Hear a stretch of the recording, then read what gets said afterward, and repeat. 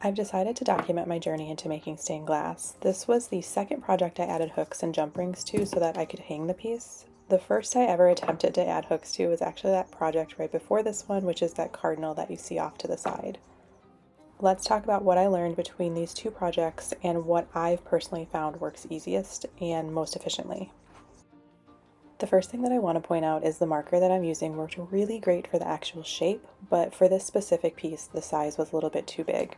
That is all personal preference. If you like that size, you can absolutely stick to using a Sharpie or marker to form your circle, which I call a jump ring, but I'm not sure that's the formal name of it. The next project that I did, I actually used a pen instead of the marker and preferred that size on the jump ring, but the next project was also a little bit smaller, so I think it's going to depend on what you're actually working on. I will say that if I were to make these larger jump ring sizes again, I would definitely get a thicker copper wire to do it, which would make it a little bit harder to work with, but I think that the look of it would be a lot better than this thinner wire that I'm using. There is something called tinned copper that could eliminate a step for you if you are interested in it. A lot of people do recommend it and find it to be easier, but I honestly don't mind having to flux and tin my hook.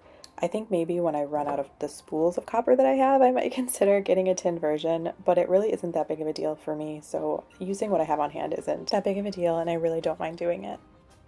When I originally made hooks for that cardinal, I made an actual jump ring, which I was just wrapping the copper wire around the marker, formed a circle, and snipped. I put one end of the jump ring on each side of a hinge point and sort of just rested it there before soldering it.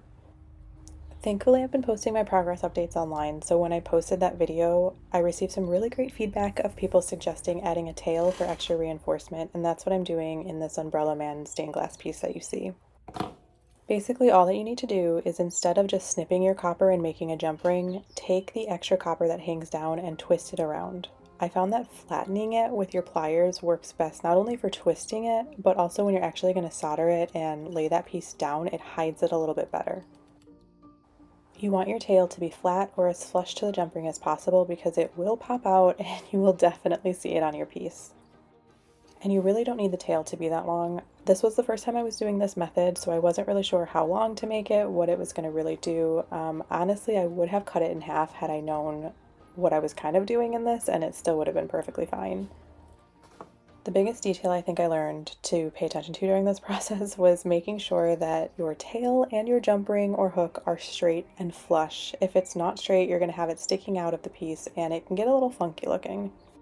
And because the copper itself is so flexible, you have to decide what is best for you and your methods, where you're at. I found that tinning the copper was easier once it was soldered in place. However, it also meant that the copper bent a lot easier. So if you tin it before you're putting it into place, it's not going to bend as easy or bend at all really. But tinning it off of the piece can be a little bit more difficult. So you kind of just have to figure out if that works for you or what the best method for you is. After you make that jump ring with the tail, you need to add flux to it and tin your copper piece, which is what I was just talking about, where you kind of have to decide what's best for you and what you find easiest. I honestly found that if I set my piece first, soldered it into that hinge point, and then went back and just tinned the copper ring portion of it, it was a lot easier.